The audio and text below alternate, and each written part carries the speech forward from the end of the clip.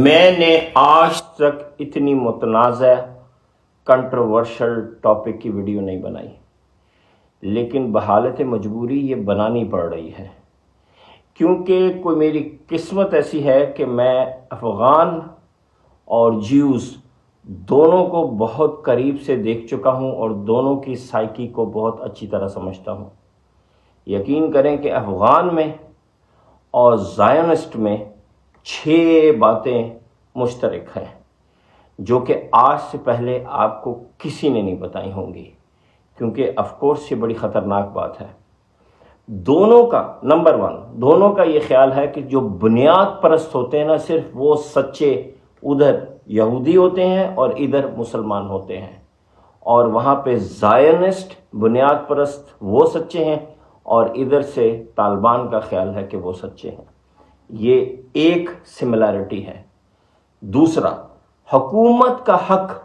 صرف بنیاد پرستوں کو حاصل ہے، وہاں اسرائیل میں زائونسٹ کو،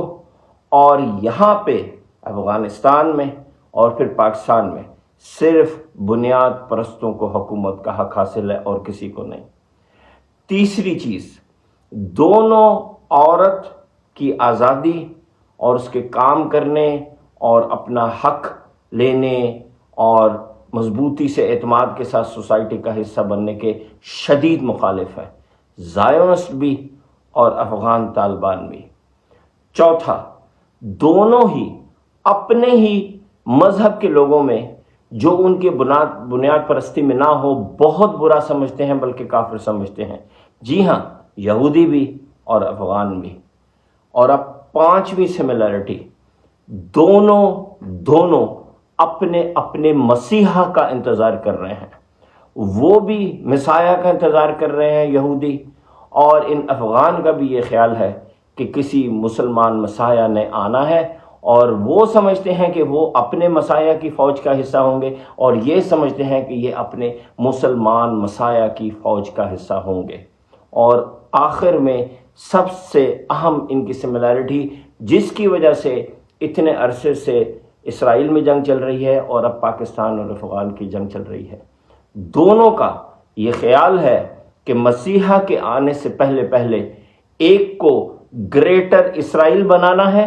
اور ان کو ایک گریٹر افغانستان یا ان کی اپنی زبان میں خراسان بنانا ہے،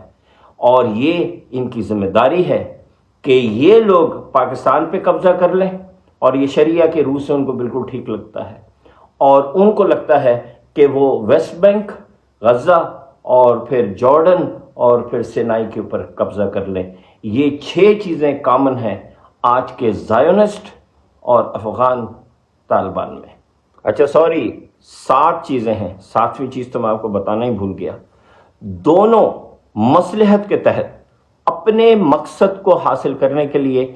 اپنے ہی مذہب کے دشمنوں کے ساتھ وقتی طور پہ اتحاد کرنے کو صحیح سمجھتے ہیں، جس کی بنیاد پہ یہودیوں نے امریکہ کے عیسائی جو ان کے مذہب کے دشمن ہیں ان سے اتحاد کیا ہوا ہے، اور اب افغان نے ہندوؤں کے ساتھ اتحاد کیا ہے پاکستان پہ قبضہ کرنے کے لیے۔